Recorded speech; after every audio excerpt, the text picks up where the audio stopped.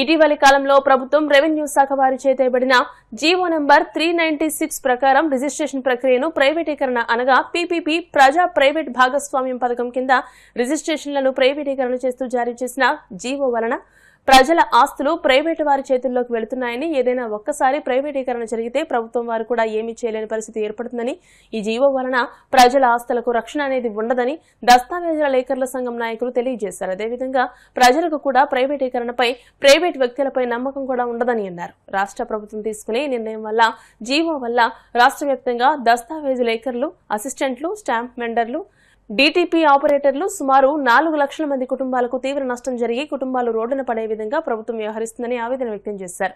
ప్రస్తుతం ఉన్న యథావిధి రిజిస్ట్రేషన్ ప్రక్రియ కొనసాగిస్తూ ప్రజల ఆస్తులకు రక్షణ కల్పిస్తూ జీవో నంబర్ 396 ను రద్దుపరుస్తూ ప్రైవేటీకరణ నిలుపుదల చేస్తూ లేకర్ వ్యవస్థకు న్యాయం చేయాలని ముఖ్యమంత్రి నారా చంద్రబాబు నాయుడిని, రెవెన్యూ శాఖ మంత్రి అనగాని సత్యప్రసాద్ ని, ఉప ముఖ్యమంత్రి కొణిదెల పవన్ కళ్యాణ్ ని కోరారు. ఈ జీవోను రద్దుపరచాలని రాష్ట్ర వ్యాప్తంగా రిలే నిరాహార దీక్షలు, మంగళ బుధవారాలలో పెన్ డౌన్ కార్యక్రమం నిర్వహించారు. గత 3 రోజులుగా నిర్వహిస్తున్న రిలే నిరాహార దీక్షలు ఇంకా కొనసాగుతాయని తెలియజేశారు.